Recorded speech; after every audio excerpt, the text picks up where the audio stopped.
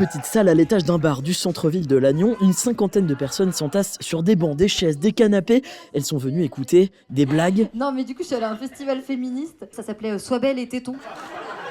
Je m'appelle Suzy Dupin et je m'occupe du Bliss stand-up. L'idée c'est de montrer qu'il peut y avoir du stand-up de qualité dans les Côtes d'Armor et qu'il n'y a pas besoin d'aller à Paris pour pouvoir voir des spectacles avec des artistes professionnels. Et ça permet aux gens de se rencontrer, de créer du lien. Du lien, c'est pour cela que Dominique vient régulièrement aux soirées. Ici, on est quand même à la campagne, on rencontre un peu toujours les mêmes personnes. Et là, du coup, c'est un public complètement différent. Des humoristes différents aussi, chaque soir, qui viennent jouer spécialement de Paris, de Rennes ou même de Lille, comme Brandon. C'est trop cool ici. Là, je commence à me sentir un peu comme si j'étais à la maison, quoi. Parfois, on me dit Ah, Brandon, t'es américain ou t'es un cassos?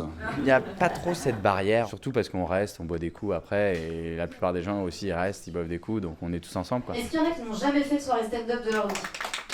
C'est quoi votre prénom? Béatrice, c'est mon premier stand-up. J'ai trouvé ça très bien. À la cool et tout le monde parle avec tout le monde. Ah, je vais en refaire, ouais. Béatrice qui n'aurait, sans cette soirée, probablement pas poussé la porte du Jungle Café. La gérante, Christelle. Ça permet de brasser du monde, faire connaître l'endroit à d'autres gens aussi. Voilà. Des fois, les gens ont plus de facilité à venir voir un spectacle dans un bar que peut-être aller dans une salle de spectacle. Mon chien, il a une âme trop mignonne, mais dans un corps immonde. En gros, mon chien, c'est l'inverse de Marion Maréchal Le Pen.